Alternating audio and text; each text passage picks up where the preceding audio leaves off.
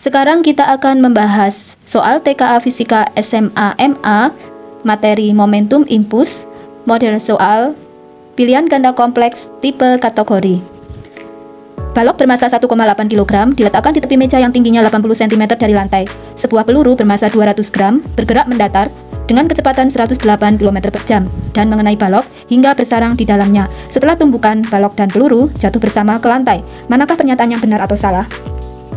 Jika kita gambarkan soal ini ada meja. Di tepi meja terdapat balok dengan massa balok 1,8 kg. Ketinggian meja tersebut dari lantai adalah 80 cm atau sebesar 0,8 meter. Kemudian ada peluru di sini memiliki massa 200 gram atau kalau kita jadikan kilogram sebesar 0,2 kg, bergerak menuju ke balok dengan kecepatan 108 km per jam atau 30 meter per sekon. Mari kita bahas pernyataan 1, yaitu jarak mendatar dari tepi meja ke titik jatuh kedua benda tersebut, berarti dari sini ke sini atau yang kita namakan X, apakah benar sebesar 1,5 meter? Mari kita cek.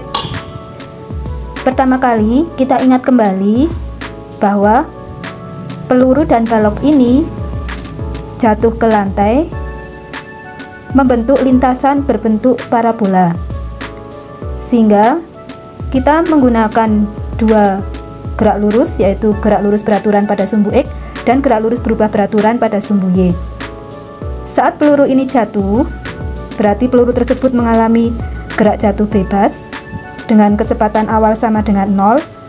Maka waktu yang dibutuhkan peluru untuk sampai ke lantai, kita menggunakan rumus gerak jatuh bebas, yaitu rumus ini. Kita peroleh T sama dengan akar 2H per G. Kita masukkan angka yang sudah diketahui dalam SI tentu saja.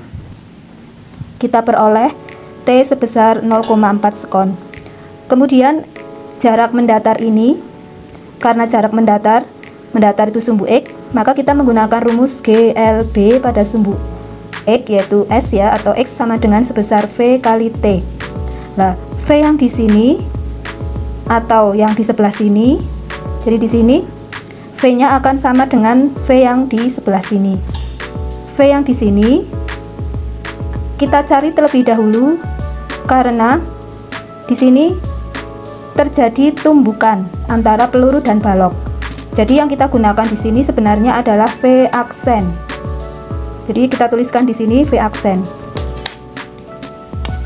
Untuk menentukan V aksen, kita ingat kembali hukum kekekalan momentum, yaitu momentum sebelum tumbukan, yaitu peluru yang sedang bergerak mendekati balok dan balok dalam keadaan diam.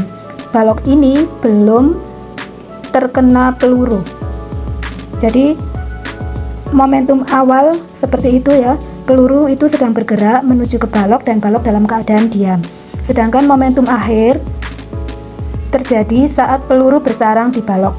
Kita menggunakan rumus hukum kekekalan momentum, yaitu P awal sama dengan P akhir antara balok dan peluru.